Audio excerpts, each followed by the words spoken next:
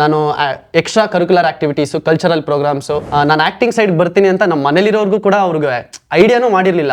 Positives ಎಷ್ಟು ಮಾತಾಡ್ತಾರೋ negatives ಅಷ್ಟೇ ಇರುತ್ತೆ, ಸ್ವಲ್ಪ ನೆಗೆಟಿವ್ಸ್ ಜಾಸ್ತಿನೇ ಇರುತ್ತೆ ಸರ್. ಈಗ ಅಮ್ಮ ಈ ಥರ ಹೀರೋ ಆಗ್ಬೇಕಂಗೆ ಸುಮ್ಮನಿರಪ್ಪ, ಆಗದೆ ಇರೋ ಮಾತು. ಯಾರ ಹತ್ರ ದುಡ್ಡಿರುತ್ತೋ ಅವ್ರು ಅಷ್ಟೇ ಆಕ್ಟರ್ ಆಗ್ಬೋದು. ಆಕ್ಟಿಂಗ್ಗೆ ಅಂತ ಬಂದಾಗ ಅದಕ್ಕೆ ಒಂದು ರಿಕ್ವೈರ್ಮೆಂಟ್ಸ್ ಇರುತ್ತೆ. ಆಕ್ಟಿಂಗ್ ಕ್ಲಾಸ್ಗಳು ಹೋದ್ಮೇಲೆ ನಂಗೆ ರಿಯಾಲಿಟಿ ಗೊತ್ತಾಯ್ತು ಸರ್. ನಾವೆಲ್ಲ ಕುತ್ಕೊಂಡು ನೋಡೋ ತರ ಸಿನಿಮಾ ಅಲ್ವೇ ಅಲ್ಲ. ಸಿನಿಮಾ ಆಗ್ಲಿ ಸೀರಿಯಲ್ ಆಗ್ಲಿ ಹಂಗೆ ನಡೆಯಲ್ಲ. ಇದುವರೆಗೂ ನಾನು ಒಂದು 40-45 ಆಡಿಷನ್ಸ್ ಅಟೆಂಡ್ ಮಾಡಿದ್ದೀನಿ ಅಂದ್ರೆ ಅದರಲ್ಲಿ 30-35 ಫೇಕ್ ಇದೆ. ನೇಮ್ ನ ಬರ್ಕೊಳ್ಳೋಕೆ ಅಂತ ಹೇಳ್ಬಿಟ್ಟು 2000 ಅಮೌಂಟ್ ಇಸ್ಕೊಳ್ತಾರೆ. ಕಂಪಲ್ಸರಿ ಒಂದು ಫೋಟೋ ಶೂಟ್ ಬೇಕು. ಆ ಫೋಟೋ ಶೂಟ್ 18,000 ಆಗುತ್ತೆ ಅಂದ್ರು. ಲೈಟ್ ಬಾಯ್ ಆಗ್ಲಿ, ಆರ್ಟ್ ಡಿಪಾರ್ಟ್ಮೆಂಟ್, ಯಾವ್ದಾರ ಡಿಪಾರ್ಟ್ಮೆಂಟ್ ಆಗ್ಲಿ, ಅದ್ರಲ್ಲಿ ಎಷ್ಟೊಂದು ಜನ ಪಾಪ ಥಿಯೇಟರ್ಸ್ ಅಲ್ಲಿ 2 years 3 years ಇಂದ ವರ್ಕ್ ಮಾಡಿರೋರು ಇದಾರೆ. ಅವ್ರಿಗೆ ಮೋಸ ಆಗೋದ್ ಬೇಡ, ಅವ್ರು ಇಡೋ ಫಸ್ಟ್ ಸ್ಟೇಜ್ ಅಲ್ಲಿ ಅವ್ರಿಗೆ ಬೇಜಾರಾಗೋದ್ ಬೇಡ.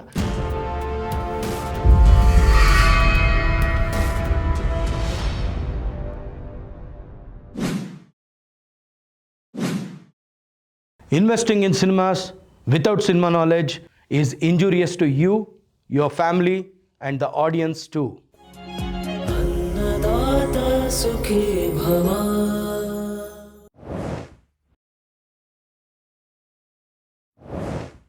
ಅನ್ನದಾತ ಸುಖಿ ಭವ ಕಾರ್ಯಕ್ರಮದ ಸಮಸ್ತ ವೀಕ್ಷಕರಿಗೆ ಈ ವಾರದ ಸಂಚಿಕೆಗೆ ಸ್ವಾಗತ ಸುಸ್ವಾಗತ. ಈ ವಾರ ನಾವು ಒಬ್ಬ ಹೊಸ ಪ್ರತಿಭೆ ಅಂದರೆ ಒಬ್ಬ ನಟನನ್ನು ನಿಮಗೆಲ್ಲ ಪರಿಚಯ ಮಾಡಿಕೊಡ್ತಾ ಇದ್ದೀವಿ. ವೀಕ್ಷಕರಿಗೆ ಏನೆಲ್ಲ ಅವರು ಹೇಗೆಲ್ಲ ಕಷ್ಟಪಟ್ಟು ಈ ರಂಗದೊಳಗಡೆ ಎಂಟ್ರಿ ತೊಗೊಂಡಿದ್ದಾರೆ ಅಂತ ಹೇಳ್ತಾರೆ, ಮತ್ತು ನಿರ್ದೇಶಕರಿಗಾಗಿರ್ಬೋದು, ನಿರ್ಮಾಪಕರಿಗಾಗಿರ್ಬೋದು ಒಬ್ಬ ಹೊಸ ನಟನ ಪರಿಚಯವನ್ನು ಕೊಡ್ತೀವಿ. ಒಬ್ಬ ವಿದ್ಯಾವಂತ ಸದ್ಗುಣಿ ಒಬ್ಬ ಹುಡುಗನನ್ನು ನಿಮಗೆ ಪರಿಚಯ ಮಾಡಿಕೊಡ್ತೀವಿ. ಬನ್ನಿ ಅದು ಯಾರು ಅಂತ ನೋಡೋಣ. ಶ್ರೀಧರ್, ನಿಮ್ಮ ಬಗ್ಗೆ ನೀವು ಒಂದು ನಮ್ಮ ಪ್ರೇಕ್ಷಕರಿಗೆ ಕಿರು ಪರಿಚಯ ಕೊಡ್ಬೋದಾ? ಖಂಡಿತ. ಎಲ್ರಿಗೂ ನಮಸ್ಕಾರ. ನನ್ನ ಹೆಸರು ಶ್ರೀಧರ್ ಅಂತ, ವಯಸ್ಸು 22. ನಾನು ನಾನು ಮೆಕ್ಯಾನಿಕಲ್ ಇಂಜಿನಿಯರಿಂಗ್ ಕಂಪ್ಲೀಟ್ ಮಾಡಿದ್ದೀನಿ. ಸೊ ನಾನು ಈಗ ಪ್ರಸ್ತುತ ಆ್ಯಕ್ಟಿಂಗ್ ಫೀಲ್ಡಲ್ಲಿ ವರ್ಕ್ ಮಾಡ್ತಾಯಿದ್ದೀನಿ. ನಾನು ಸ್ಕೂಲ್ ಓದಿದ್ದೆಲ್ಲ ಇಲ್ಲೇ ಬೆಂಗಳೂರು ಯಲಹಂಕದಲ್ಲೇ, ಸ್ಕೂಲು PUC ಎಲ್ಲ ಇಲ್ಲೇ ಓದಿ ಇಂಜಿನಿಯರಿಂಗ್ನ PS ಯೂನಿವರ್ಸಿಟಿಲಿ ಕಂಪ್ಲೀಟ್ ಮಾಡಿದೆ. ಸೊ ಇದು ಮುಗಿದ ಮೇಲೆ, ನಂದು ಎಜುಕೇಷನ್ ಕಂಪ್ಲೀಟ್ ಮಾಡಿದ ಮೇಲೆ ನಾನು ಈ ಕಡೆ ಆ್ಯಕ್ಟಿಂಗ್ ಸೈಡ್ಗೆ ಬರೋಣ ಅಂತ ತೀರ್ಮಾನ ಮಾಡಿ, ಸೊ ಮೊದಲೇ ಐಡಿಯಾಸ್ ಇತ್ತು ನನ್ನಲ್ಲಿ, ಬಟ್ ಎಜುಕೇಷನ್ ಕಂಪ್ಲೀಟ್ ಆಗಲಿ ಅಂತ ಕಾಯ್ತಾ ಇದ್ದೆ. ಸೊ ಒಂದ್ಸಲ ನಾನು ಫುಲ್ ನನ್ನ ಎಜುಕೇಷನ್ ಕಂಪ್ಲೀಟ್ ಮಾಡಿದ್ಮೇಲೆ ಸೊ ಈಗ ಆ್ಯಕ್ಟಿಂಗ್ ಫೀಲ್ಡಿಗೆ ಬಂದಿದ್ದೀನಿ. ಶ್ರೀಧರ್, ಎಲ್ರಿಗೂ ಕಾಡುವ ಪ್ರಶ್ನೆ ಏನು ಅಂದರೆ ಫ್ಯಾಮಿಲಿ ಸಪೋರ್ಟ್ ಹೇಗಿರುತ್ತಪ್ಪ ಅಂತ. ನಿಮಗೆ ಆ ಫ್ಯಾಮಿಲಿ ಸಪೋರ್ಟ್ ಹೇಗಿದೆ? ಸೊ ಆ್ಯಕ್ಚುಲಿ ಹೇಳ್ಬೇಕಂದ್ರೆ ನನಗೆ ಸಿಂಗಲ್ ಪೇರೆಂಟ್ ಇರೋದು, ಅಮ್ಮ. ಸೊ ನಮ್ಮ ಮನೇಲಿ ನಮ್ಮಮ್ಮ, ನಮ್ಮ ಅಕ್ಕ, ನಮ್ಮ ಅತ್ತೆ, ನಾನು 4 ಜನ ಇರ್ತೀವಿ. ಸೊ ನಾನು ಆ್ಯಕ್ಟಿಂಗ್ ಅಂತ ಅಷ್ಟೇ ಅಲ್ಲ ಸರ್, ನಾನು ಸ್ಕೂಲ್ ಕಡೆಯಿಂದನೂ ನಾನು extra curricular activities, cultural programmes, ಸ್ಕೂಲಲ್ಲಿ ಇರಬೇಕಾದ್ರೇ ಡೊಳ್ಳು, ಚಂಡೆ, ಸೊ ಆ್ಯಂಕರಿಂಗ್ ಪ್ರತಿಯೊಂದು ಮಾಡಿದಾಗಲೂ ಮನೇಲಿ ತುಂಬ ಸಪೋರ್ಟ್ ಇತ್ತು. ಬಟ್ ನಾನು ಆ್ಯಕ್ಚುಲಿ ಹೇಳ್ಬೇಕಂದ್ರೆ ನಾನು ಆ್ಯಕ್ಟಿಂಗ್ ಸೈಡ್ ಬರ್ತೀನಿ ಅಂತ ನಮ್ಮ ಮನೇಲಿರೋರ್ಗೂ ಕೂಡ ಅವ್ರಿಗೆ ಐಡಿಯಾನೂ ಮಾಡಿರಲಿಲ್ಲ. ಸೊ ನನ್ನ ತಲೆಯಲ್ಲಿ ಏನಿತ್ತು ಅಂದರೆ, ನಾನು ಚಿಕ್ಕ ವಯಸ್ಸಿಂದ ಚಿಕ್ಕ ಪುಟ್ಟ ಆಸೆಗಳು ಇರ್ತಿತ್ತು, ಸೊ ಆ್ಯಕ್ಟರ್ ಆಗಬೇಕು ಅಂತ. ನನ್ನ ಫ್ರೆಂಡ್ಸ್ ಜೊತೆ ಡಿಸ್ಕಸ್ ಮಾಡಿದ್ದಾಗಲಿ, ಇಲ್ಲ ಮಾತಾಡ್ಬೇಕಾದ್ರೆ ಹಂಗೆ ಒಂದ್ಸಲ ಅಮ್ಮ ಜೊತೆ ಎಲ್ಲ ಹೇಳಿದಾಗ, ಯಾಕಂದರೆ ಆ್ಯಕ್ಟಿಂಗ್ ಮಾಡಬೇಕು, ಸಿನಿಮಾದಲ್ಲಿ ಬರಬೇಕು, ಎಲ್ಲರೂ ಮುಂದೆ ಗುರುತಿಸ್ಕೋಬೇಕು ಅಂತ ತುಂಬ ಜನಕ್ಕೆ ಆಸೆ ಇರುತ್ತೆ. ಅದಕ್ಕೆ ತುಂಬ ಜನ ಎಫರ್ಟ್ಸು ಹಾಕಿರ್ತಾರೆ, ಬಟ್ ಅಲ್ಲಿ ಸಕ್ಸಸ್ ಆಗಿರೋರು ಕಡಿಮೆ ಜನ. ಸೊ ಆ ಫೇಲ್ಯೂರ್ನ ನೋಡಿಬಿಟ್ಟು ಇವಾಗ ನಾವು ಒಬ್ಬರಿಗೆ ಹೊಸದಾಗಿ ನಾವು ಈ ಥರ ರೀಚ್ ಆಗ್ತಾ ಇದ್ದೀವಿ ಸರ್, ಈ ಥರ ಆ್ಯಕ್ಟಿಂಗ್ ಮಾಡೋಣ ಅಂತ ಇದ್ದೀನಿ ಅಂದಾಗ ಪಾಸಿಟಿವ್ಸ್ ಎಷ್ಟು ಮಾತಾಡ್ತಾರೋ ನೆಗೆಟಿವ್ಸು ಅಷ್ಟೇ ಇರುತ್ತೆ, ಸ್ವಲ್ಪ ನೆಗೆಟಿವ್ಸ್ ಜಾಸ್ತಿನೇ ಇರುತ್ತೆ ಸರ್. ಸೊ ಅದೊಂದು ಇಂಜರಿಕೆ ನನಗೆ ಎಲ್ಲರೂ ಮುಂಚೆಯಿಂದನೇ ಹೇಳೋದ್ರಿಂದ ನಮ್ಮ ಅಮ್ಮ ಹತ್ರ ನಾನು ಜಾಸ್ತಿ ನಾನು ಸುಮ್ಮನೆ ಬಾಯಿ ಮಾತಿಗೆ ಈಗ ಅಮ್ಮ ಈ ಥರ ಹೀರೋ ಆಗ್ಬೇಕಂಗೆ ಸುಮ್ಮನಿರಪ್ಪ, ಆಗದೆ ಇರೋ ಮಾತು ಅದು ಇದು. ಯಾಕಂದರೆ ಈಗ ನೋಡು ಹೊಸೊಬ್ಬರು ತಲೆಯಲ್ಲಿ ಏನಂದಿದೆ ಅಂದರೆ, ಯಾರ ಹತ್ರ ದುಡ್ಡಿರುತ್ತೋ ಅವ್ರು ಅಷ್ಟೇ ಆ್ಯಕ್ಟರ್ ಆಗ್ಬೋದು, ದುಡ್ಡಿದ್ರೆ ನಾವೇ ಮೂವಿ ಮಾಡಿಬಿಡ್ಬೋದು ಅನ್ನೋ ಥರ ಅವ್ರ ಯೋಚನೆಯಲ್ಲಿದ್ದಾರೆ ಸರ್. ಸೊ ನಾನು ಅದಕ್ಕೆ ಯಾರಿಗೂ ಕೂಡ ಹೇಳಕ್ಕೆ ಹೋಗಿರಲಿಲ್ಲ, ನನ್ನ ಜಾಸ್ತಿ ಕ್ಲೋಸ್ ಫ್ರೆಂಡ್ಸ್ಗೂ ಹೇಳಿರಲಿಲ್ಲ, ಬಾಯಿ ಮಾತಿಗೆ ಮಾತಾಡ್ತಿದ್ದೋ. ಬಟ್ ನಾನು ಫಿಕ್ಸ್ ಆಗಿದ್ದೆ ಸರ್, ನಂದು ಎಜುಕೇಷನ್ ಕಂಪ್ಲೀಟ್ ಆದಮೇಲೆ ನಾನು ಫುಲ್ ಟೈಮ್ ಆ್ಯಕ್ಟಿಂಗ್ ಹೋಗೋಣ ಅಂತೇಳಿ ನಾನು ಫುಲ್ ಫಿಕ್ಸ್ ಆಗಿ, ಸೊ ಇಂಜಿನಿಯರಿಂಗ್ ಟೈಮಲ್ಲೇ ನಾನು ಎಜುಕೇಷನ್ ಜೊತೆ ತುಂಬ ಕಡೆ ಆಡಿಷನ್ಸ್ ಕೊಡ್ತಾ ಇದ್ದೆ, ಅದ್ರ ಜೊತೆ ನಾನು ಟ್ರೈ ಮಾಡ್ತಿದ್ದೆ. ಬಟ್ ನಮ್ಮ ಅಮ್ಮನಿಗೂ ಕೂಡ ನಾನು ಹೇಳಿರಲಿಲ್ಲ, ನಮ್ಮ ಮನೇಲೂ ಕೂಡ ಹೇಳಿರಲಿಲ್ಲ, ಯಾರಿಗೂ, ಅತ್ತೆ, ಅಕ್ಕ, ಅಮ್ಮ ಯಾರಿಗೂ ಹೇಳಿರಲಿಲ್ಲ, ನಾನು ಟ್ರೈ ಮಾಡ್ತಿದ್ದೆ. ಆದರೆ ಬಟ್ ಅದಾದಮೇಲೆ ಇದು ಮುಗಿಲಿ ಅಂತ ಕಾದು, ಇದು ಮುಗಿದ್ಮೇಲೆ ಫುಲ್ ಟೈಮ್ ಈಗ ಆ್ಯಕ್ಟಿಂಗ್ಗೆ ಅಂತ ಬಂದಿದ್ದೀನಿ. ಆಮೇಲೆ ನೀವು ಹೇಳ್ದಂಗೆ ಕರೆಕ್ಟ್ ಫೈನಾನ್ಷಿಯಲಿನೂ ನಮ್ಗೆ ಆಬ್ವಿಯಸ್ಲಿ ಯಾರಿಗಾದ್ರೂ ಪ್ರಾಬ್ಲಮ್ಸ್ ಆಗೇ ಆಗುತ್ತೆ ಫೈನಾನ್ಷಿಯಲಿ. ಅದರಲ್ಲೂ ಕೂಡ ನಾವೀಗ PS ಯೂನಿವರ್ಸಿಟಿ ಟಾಪ್ ಕಾಲೇಜಲ್ಲಿ ನಾನು ಎಜುಕೇಷನ್ ಕಂಪ್ಲೀಟ್ ಮಾಡಿ ಮೆಕ್ಯಾನಿಕಲ್ಲು, ಅದು ನಂದು ಯಾವುದು ಬ್ಯಾಕ್ಲಾಗ್ಸ್ ಎಲ್ಲ ಏನಿಲ್ಲ, ನಂದು 7.7 ಆ ಥರ ಸ್ಕೋರ್ ಮಾಡಿನೇ ನಂದು ಎಲಿಜಿಬಲ್ ಇದ್ರೂ ಪ್ಲೇಸ್ಮೆಂಟ್ ಕೂಡ ಆಗಿತ್ತು. ಬಟ್ ಸ್ಟಿಲ್ ನಮ್ಮನೇಲೂ ಸ್ವಲ್ಪ ಪುಷ್ ಮಾಡಿದ್ರು ನನ್ನ, 2 years ವರ್ಕ್ ಮಾಡಿಬಿಡು, 3 years ವರ್ಕ್ ಮಾಡು, ಸ್ಟೇಬಲ್ ಆಗಿ ಫೈನಾನ್ಷಿಯಲಿ ಆಮೇಲೆ ಟ್ರೈ ಮಾಡು ಅಂತ. ಬಟ್ ನನಗೆ ಇಲ್ಲ, ಈ ಫೀಲ್ಡಲ್ಲೇ ನಾನು ವರ್ಕ್ ಮಾಡಲೇಬೇಕು ಅನ್ನೋ ಹಠ ಇರೋದ್ರಿಂದ ನಾನು ನಮ್ಮ ಮನೇಲಿ ಕನ್ವಿನ್ಸ್ ಮಾಡಿ, ಪಾಪ ಅವ್ರು ಸಪೋರ್ಟ್ ಮಾಡಿದ್ರು, ಬಟ್ ಆದರೂ ಅವ್ರ ಕನ್ಸರ್ನ್ ಇರುತ್ತಲ್ಲ, ನಮ್ಮ ಮಗ, ನನ್ನ ತಮ್ಮ, ಯಾರು ಎಡಬಾರ್ದು ಅಂತ ಅದೊಂದು ಮಾತಿಗೆ ಹೇಳ್ತಿದ್ರು, 1-2-3 ಇಯರ್ಸ್ ವರ್ಕ್ ಮಾಡಿ ಆಮೇಲೆ ನೋಡಪ್ಪ ಅಂತ. ಬಟ್ ಇಲ್ಲ ಅಂತ ನಾನು ಫುಲ್ ಹಠ ಮಾಡಿ, ಬಟ್ ನಮ್ಮನೆಯಿಂದ ಫುಲ್ 100% ಎಫರ್ಟ್ ಅವರು ತುಂಬ ಸಪೋರ್ಟ್ ಮಾಡಿದ್ದಾರೆ. ನಾನು ಇವಾಗ ಏನೇ ಶೂಟಿಂಗ್ ಏನೇ ಹೋದ್ರೂ ನನಗಿಂತ ಜಾಸ್ತಿ ಎಫರ್ಟ್ಸ್ ನಮ್ಮ ಮನೆಯವ್ರು ಹಾಕೋದು, ಜೊತೆಗೆ ಸಪೋರ್ಟು ಫುಲ್ ಇದೆ ಸರ್. ಯಾವುದೇ ಒಂದು ರಂಗಕ್ಕೆ ಬರಬೇಕು ಅಂದ್ರೂ ತರಬೇತಿಯ ಅವಶ್ಯಕತೆ ಇರುತ್ತೆ. ನೀವು ಈ ಸಿನಿಮಾ ರಂಗಕ್ಕೆ ಬರೋಕ್ಕೆ ಯಾವ ರೀತಿ ತರಬೇತಿ ಪಡೆದಿದ್ದೀರಾ ಅಂತ ತಿಳ್ಕೊಬೋದಾ ನಾನು? ಸೊ ನಾನು ಕರೆಕ್ಟ್ ಸರ್, ನೀವು ಹೇಳ್ದಂಗೆ ಈಗ ಏನೇ ನಾವು ಡ್ಯಾನ್ಸ್ ಚೆನ್ನಾಗಿ ಮಾಡ್ಬೋದು, ಕಾಲೇಜಲ್ಲಿ ಡ್ರಾಮಾಗಳು ಮಾಡಿಕೊಂಡು ಆ್ಯಂಕರಿಂಗ್ ಏನೇ ನಮ್ದು ಎಕ್ಸ್ಟ್ರಾ ಸ್ಕಿಲ್ಸ್ ಇದ್ರೂ ಆ್ಯಕ್ಟಿಂಗ್ಗೆ ಅಂತ ಬಂದಾಗ ಅದಕ್ಕೆ ಒಂದು ರಿಕ್ವೈರ್ಮೆಂಟ್ಸ್ ಇರುತ್ತೆ. ದೊಡ್ಡ ದೊಡ್ಡ ಆ್ಯಕ್ಟರ್ಗಳನ್ನ ಅವ್ರನ್ನ ಫೇಸ್ ಮಾಡಿ ಆ್ಯಕ್ಟಿಂಗ್ ಮಾಡ್ಬೇಕಾದ್ರೆ ಆ ಇಂಜರಿಕೆ ಇರಬಾರ್ದು, ಏನು ಧೈರ್ಯ ಮಾಡಿ ಏನಿದೆ ಅದು ಆ್ಯಕ್ಟಿಂಗ್ ಫ್ಲೋ ಥರನೇ ಅನಿಸ್ಬೇಕು ನ್ಯಾಚುರಲ್ ಆಗಿ. ಅದಕ್ಕೆ ನಾನು ಕೂಡ ಆ್ಯಕ್ಚುಲಿ ಪ್ಲ್ಯಾನ್ ಮಾಡಿದ್ದೆ ಸರ್, ಈಗ ಆ್ಯಕ್ಟಿಂಗ್ ಕ್ಲಾಸ್ ಸೇರ್ಕೊಳ್ಳೋಣ, ಆಮೇಲೆ ಇಲ್ಲ ಥಿಯೇಟರ್ಸ್ ನೋಡ್ತಿದ್ದೆ ನಾನೆಲ್ಲ. ಯಾಕಂದರೆ ನಾವು ಏನೇ ಎಷ್ಟೇ ಮೋಲ್ಡ್ ಆಗಿದ್ರು ಅಲ್ಲಿ ಹೋದಾಗ ಅವರ ಆ್ಯಕ್ಟಿಂಗ್ ಸ್ವಾದಗಳು ಕೆಲವು ನವರಸಗಳಾಗಿರ್ಬೋದು ಯಾವುದಾದ್ರೂ ಆಗಿರಲಿ ಅದನ್ನು ಸ್ಪಷ್ಟವಾಗಿ ತಿಳ್ಕೊಳಕ್ಕೆ ನಾನು ಸೇರೋಣ ಅಂತ ನಾನು ಹೇಳಿದ್ನಲ್ಲ ಸರ್, ಇಂಜಿನಿಯರಿಂಗ್ ಟೈಮಲ್ಲಿ ನಾನು ಟ್ರೈ ಮಾಡ್ತಿದ್ದೆ ಅಂತ. ನಾನು ಫಸ್ಟ್ ಸ್ಟೇಜ್ ಹೋಗಿದ್ದೆ ಅಲ್ಲೇ ಸರ್. ಆಡಿಷನ್ಸ್ ಕೊಡ್ತಿದ್ದಂಗೆ ಜೊತೆಲಿ ನಾನು ಹೇಳಿದೆ ಕಷ್ಟ ಆದರೂ ಪರವಾಗಿಲ್ಲ ಯಾವ್ದಾರು ಆ್ಯಕ್ಟಿಂಗ್ ಕ್ಲಾಸು ಇಲ್ಲ ಥಿಯೇಟರ್ಗೆ ಜಾಯ್ನ್ ಆಗೋಣ ಅಂತ. ಸೊ ನಾನಲ್ಲಿ ನನಗೆ ಈ ಮೂವಿ ಹೆಂಗಿರುತ್ತೆ, ಸೀರಿಯಲ್ ಹೆಂಗಿರುತ್ತೆ, ನನಗೆ ಸೀರಿಯಲ್ಗೂ ಹೋಗ್ಬೇಕಂತ ತುಂಬ ಆಸೆ ಇತ್ತು. ನನ್ನ ಫಸ್ಟ್ ಪ್ರಿಫರೆನ್ಸ್ ಸೀರಿಯಲ್ ಇತ್ತು. ಮಾಡೋಕ್ಕೂ ಮುಂಚೆ ಅದು ಹೆಂಗಿರುತ್ತೆ, ಇವಾಗ ಅದಕ್ಕೆ ಹೋಗ್ಬೇಕಂದ್ರೆ ಆಡಿಷನ್ಸ್ ಥ್ರೂನೇ ಹೋಗ್ಬೇಕಾ ಇಲ್ಲ ಏನು ಆ್ಯಕ್ಟಿಂಗ್ ಕ್ಲಾಸ್ಗೆ ಹೋದ್ರೆ ಅಲ್ಲಿಂದ ರೆಫರ್ ಮಾಡ್ತಾರಾ, ಅದು ಇದೊಂದು ಆ ಯೋಚನೆ ತುಂಬ ಇತ್ತು. ಸೊ ನಾನು ತುಂಬ ಆ್ಯಕ್ಟಿಂಗ್ ಕ್ಲಾಸ್ಗಳಿಗೆ ವಿಸಿಟ್ ಮಾಡ್ತಾ ಇದ್ದೆ, ತುಂಬ ಥಿಯೇಟರ್ಗೆ ಜಾಯ್ನ್ ಆಗಬೇಕಿತ್ತು ನಾನು ಆ್ಯಕ್ಚುಲಿ. ಬಟ್ ಅದೇ ಸರ್ ಏನಕ್ಕೆ ಅಂತ ಹೇಳ್ತೀನಿ, ಏನಕ್ಕೆ ಜಾಯ್ನ್ ಆಗಿಲ್ಲ ಅಂತ. ಬಟ್ ಆ್ಯಕ್ಟಿಂಗ್ ಕ್ಲಾಸ್ಗಳು ಹೋದ್ಮೇಲೆ ನನಗೆ ರಿಯಾಲಿಟಿ ಗೊತ್ತಾಯ್ತು ಸರ್ ಸಿನಿಮಾದು. ನನ್ನಲ್ಲಿ ಫಸ್ಟ್ ಇದ್ದಿದ್ದು ಬರೀ ಅದರಲ್ಲಿ ಆ್ಯಕ್ಟ್ ಮಾಡಬೇಕು, ಪರ್ಫಾರ್ಮ್ ಮಾಡಿಬಿಡ್ಬೇಕು. ಆಡಿಷನ್ಸ್ ಹೋಗಿ ಕೊಟ್ಟಿದ ತಕ್ಷಣ ನಾನು ಚೆನ್ನಾಗಿ ಪರ್ಫಾರ್ಮ್ ಮಾಡಿದ್ರೆ ಡೈರೆಕ್ಟರ್ ಇಲ್ಲ ಪ್ರೊಡ್ಯೂಸರ್ ನೋಡಿ ನನ್ನ ಚೆನ್ನಾಗಿ ಮಾಡಿದ್ನಪ್ಪ ಹುಡುಗ ಅಂತ ಹೇಳ್ಬಿಟ್ಟು ಸೆಲೆಕ್ಟ್ ಮಾಡಿ ರೋಲ್ ಕೊಟ್ಬಿಡ್ತಾರೆ ಅನ್ನೋ ಯೋಚನೆಯಲ್ಲಿ ನಾನಿದ್ದೆ. ಬಟ್ ನಾವೆಲ್ಲ ಕುತ್ಕೊಂಡು ನೋಡೋ ಥರ ಸಿನಿಮಾ ಅಲ್ವೇ ಅಲ್ಲ. ಸಿನಿಮಾ ಆಗಲಿ ಸೀರಿಯಲ್ ಆಗಲಿ ಹಂಗೆ ನಡೆಯಲ್ಲ. ರೋಲು ಕ್ಯಾಸ್ಟಿಂಗ್ ಯಾವುದೇ ಆಗಲಿ. ಯಾವಾಗ ಆ್ಯಕ್ಟಿಂಗ್ ಕ್ಲಾಸ್ಗಳು ಆಡಿಷನ್ಸ್ ಕೊಡೋಕೆ ಸ್ಟಾರ್ಟ್ ಮಾಡೋದು ಅವಾಗ ಗೊತ್ತಾಯಿತು.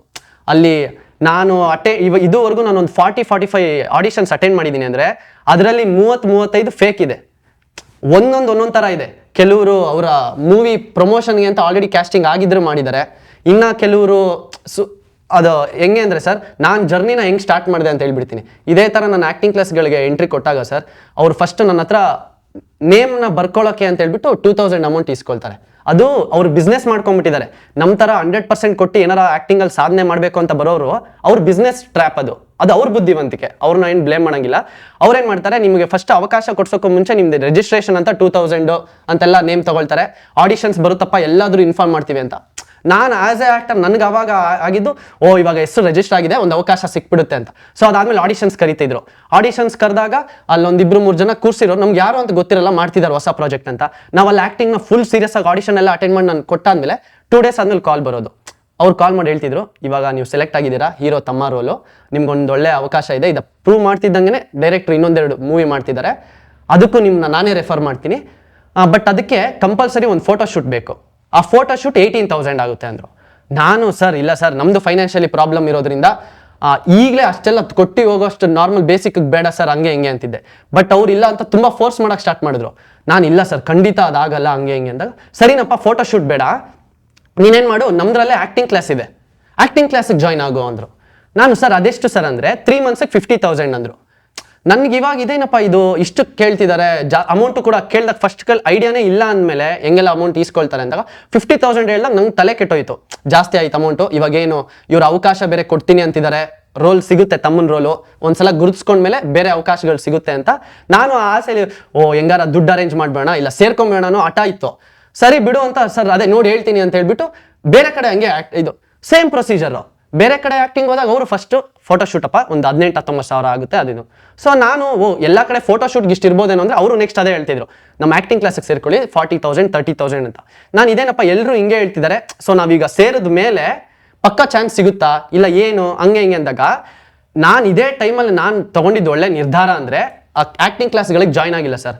ನಾನೇನು ಅಂದ್ಕೊಂಡೆ, ಸರಿನಪ್ಪ ನಾನು ಹಿಂಗೆ ಡೈರೆಕ್ಟ್ ಹೀರೋ ಇಲ್ಲ ಆ್ಯಕ್ಟರ್ ಆಗಬೇಕಂದ್ರೆ ಕಷ್ಟ ಆಗುತ್ತೆ, ಶೂಟಿಂಗ್ಗೆ ಎಂಟ್ರಿ ಆಗಬೇಡ, ಏನು ಲೈಟ್ ಬಾಯ್ ಆಗಲಿ ಆರ್ಟ್ ಡಿಪಾರ್ಟ್ಮೆಂಟ್ ಯಾವ್ದಾರ ಡಿಪಾರ್ಟ್ಮೆಂಟ್ಗಾಗಲಿ ಜಾಯ್ನ್ ಆಗಬೇಡ, ಆಮೇಲೆ ಅಲ್ಲಿ ತಿಳ್ಕೊಂಡು ಪ್ರೊಸೀಜರ್ ಹೆಂಗೆ ರಿಕ್ವೈರ್ಮೆಂಟ್ ಇದೆ ನೋಡೋಣ ಅಂತ ಹೇಳ್ಬಿಟ್ಟು ಸ್ಟಾರ್ಟ್ ಮಾಡಿದೆ ಸರ್. ನಾನು ಸ್ಟಾರ್ಟ್ ಮಾಡಿದ್ದು ಲಾಸ್ಟ್ ಇಯರ್ ಜೂನ್ ಜುಲೈ ಆದಮೇಲಿಂದ ಸ್ಟಾರ್ಟ್ ಮಾಡಿದೆ ಫುಲ್ ಟೈಮ್ಗೆ.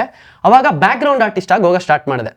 ಸೊ ಅದೇ ಇಲ್ಲಿ ನೀವು ಮೂವೀಸ್ ಅಲ್ಲೆಲ್ಲ ನೋಡಿರ್ತೀರ, ಬ್ಯಾಕ್ ಗ್ರೌಂಡ್ ಪಾಸಿಂಗ್ ಇರೋದು, ನಿಂತಿರೋದು, ಅದೆಲ್ಲ ಆ ಕೆಲಸಕ್ಕೆ ಹುಡುಗರನ್ನ ಸಪ್ರೇಟಾಗಿ ಕರೀತಾರೆ. ಸೊ ಆ ಕೆಲಸಕ್ಕೆ ಹೋಗಕ್ಕೆ ಸ್ಟಾರ್ಟ್ ಮಾಡಿದ್ಮೇಲೆ ನನಗೂ ಕನಸಿತ್ತಲ್ಲ, ಸೊ ಇದು ನೋಡ್ಕೊಳ್ಳೋಣ, ಅದಾದ್ಮೇಲೆ ಯಾವ್ದಾರು ಒಳ್ಳೆ ಆಕ್ಟಿಂಗ್ ಕ್ಲಾಸು ಇಲ್ಲ ಇದಕ್ಕೆ ಸೇರ್ಕೊಂಡು ಡೈರೆಕ್ಟ್ ಸಿಗುತ್ತೆ ರೋಲ್ಸ್ ಅಂತ. ಅಲ್ಲಿರೋ ಹುಡುಗರುಗಳು ನನ್ನ ಜೊತೆ ಯಾರು ಬ್ಯಾಕ್ ಗ್ರೌಂಡ್ ಆರ್ಟಿಸ್ಟ್ ಆಗಿ ಬರ್ತಿದ್ರು ಅವರು ಇದ್ರು. ಅದರಲ್ಲಿ ಎಷ್ಟೊಂದು ಜನ ಪಾಪ ಥಿಯೇಟರ್ಸ್ ಅಲ್ಲಿ 2 years 3 years ಇಂದ ವರ್ಕ್ ಮಾಡಿರೋರು ಇದ್ದಾರೆ. ಆಕ್ಟಿಂಗ್ ಕ್ಲಾಸ್ಗಳು ನಾನು ಯಾವ್ದು ಇವಾಗ ಅದೆಲ್ಲ ನೇಮ್ಸ್ ಯೂಸ್ ಮಾಡಬಾರ್ದು, ಬಟ್ ಹೇಳ್ತೀನಿ ನೀವು ಹುಷಾರಾಗಿರಿ. ಆ ಆಕ್ಟಿಂಗ್ ಕ್ಲಾಸ್ಗಳೆಲ್ಲ ಇವರೆಲ್ಲ 50,000 ಕೊಟ್ಟು 3 months ಕೋರ್ಸ್ ತಗೊಂಡು ಫೋಟೋ ಶೂಟು 18,000 ಮಾಡಿಸಿ ಅಲ್ಲಿ ನನ್ನ ಜೊತೆ ಬಂದಿದ್ರು. ನಾನು ಏನಪ್ಪ ಹಿಂಗೆ ಮಾಡಿಸಿದ್ರಲ್ಲ, ಏನಾಯ್ತು ನಿಮಗೆ, ಹೆಲ್ಪ್ಫುಲ್ ಆಯ್ತಾ ಅಂದರೆ ಇಲ್ಲಪ್ಪ ನನಗೆ ಬರೀ ಫೋಟೋ ಶೂಟ್ ಮಾಡಿಕೊಟ್ರು, ಅದು 3 months ಕೋರ್ಸ್ ಆದ್ಮೇಲೆ ಅಷ್ಟೇ ಬಿಟ್ಬಿಟ್ರು, ಇನ್ನೇನು ಕಥೆ ಇಲ್ಲ. ನೋಡಿದ್ರೆ ತಿರ್ಗಾ ಫ್ರೆಶರ್ಸ್ನ ಜಾಯಿನ್ ಮಾಡಿಸ್ಕೊಳ್ತಿದ್ದಾರೆ, ನಮ್ಗೆ ಯಾವ್ದು ಆಡಿಷನ್ಸ್ದು ಇದು ಮಾಡ್ತಿಲ್ಲ, ನೆಕ್ಸ್ಟ್ ಯಾವ್ದು ಪ್ರಾಜೆಕ್ಟ್ಗೂ ಹೆಲ್ಪ್ ಮಾಡ್ತಿಲ್ಲ ಅಂತ. ಸೊ ನನಗೆ ಅವಾಗ ತುಂಬಾ ತಲೆ ಕೆಟ್ಟೋಯ್ತು. ಅಂದ್ರೆ ಈ ತರ ಆದ್ರೆ ನಾವು ಹೆಂಗ್ ರೀಚ್ ಔಟ್ ಆಗೋದು, ಜೆನ್ಯೂನ್ ಪ್ರಾಜೆಕ್ಟ್ಸ್ ಆಡಿಷನ್ಸೇ ಸಿಕ್ತಿಲ್ವಲ್ಲ ನನಗೆ. ಸೊ ಆ ಥರ ಪ್ರಾಬ್ಲಮ್ ಆಯಿತು ಸರ್. ಅದಾದ್ಮೇಲೆ ನಾನು ಅದರಿಂದ ಸ್ವಲ್ಪ ಹುಷಾರಾಗಿದ್ದೆ. ಸೊ ನನಗೆ ಅದ್ರ ಮೇಲೆ ಓಪ್ಸೆ ಹೊಟ್ಟೋಯ್ತು ಆಕ್ಟಿಂಗ್ ಕ್ಲಾಸು ಅದು ಇದು. ಯಾಕಂದ್ರೆ ನನ್ನ ಜೊತೆಲಿರೋ ಹುಡುಗರೆಲ್ಲ ಪಾಪ ನನಗಿಂತ ತುಂಬಾ ಎಫರ್ಟ್ಸ್ ಹಾಕಿ ಕಷ್ಟಪಟ್ಟಿರೋರು ತುಂಬಾ ಜನ ಇದ್ದಾರೆ.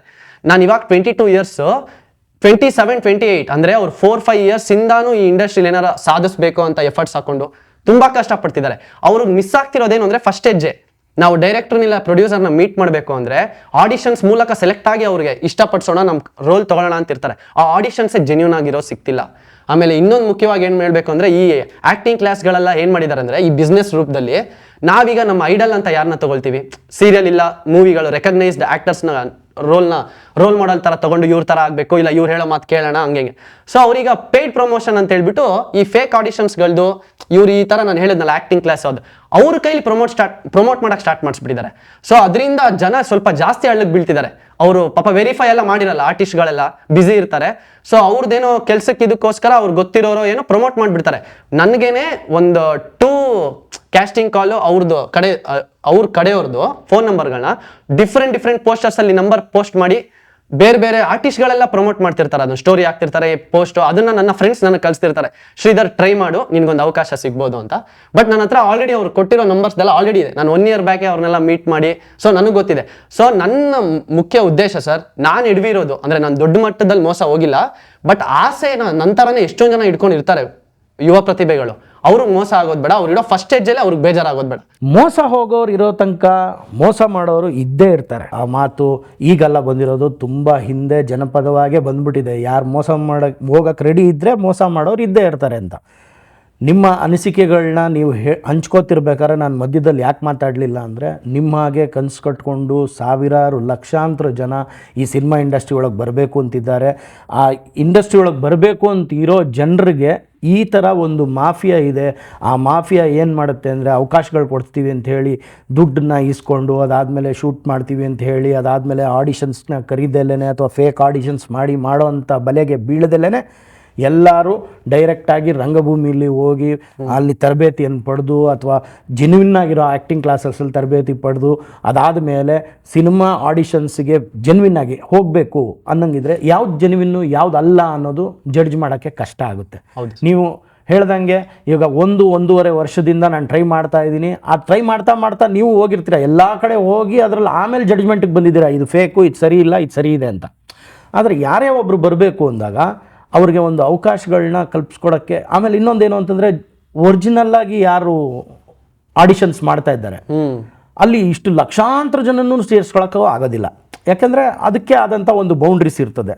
ಆಮೇಲೆ ನೀವು ಇವತ್ತಿನ ದಿನ ನಿಮ್ಮ ಹಾಗೆ ಯಾರೆಲ್ಲ ಚಿತ್ರರಂಗದೊಳಗೆ ಆರ್ಟಿಸ್ಟಾಗಿ ಬರಬೇಕು ಅಂತಿದ್ದಾರೆ ಅವ್ರಿಗೆ ಒಂದು ಕಿವಿ ಮಾತನ್ನು ಹೇಳಿದ್ದೀರಾ.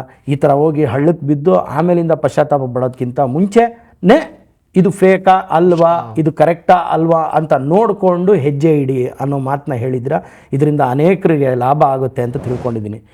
ಆದರೆ ಇಷ್ಟೆಲ್ಲದರ ನಡುವೆ ನೀವು ಸುಲಭವಾಗಿ ನಿಮ್ಗೆ ಅವಕಾಶಗಳು ಸಿಗ್ತಾ ಇದ್ದಾವ ಅನ್ನೋದು ಒಂದು ಪ್ರಶ್ನೆ ಮೂಡುತ್ತಿಲ್ಲ.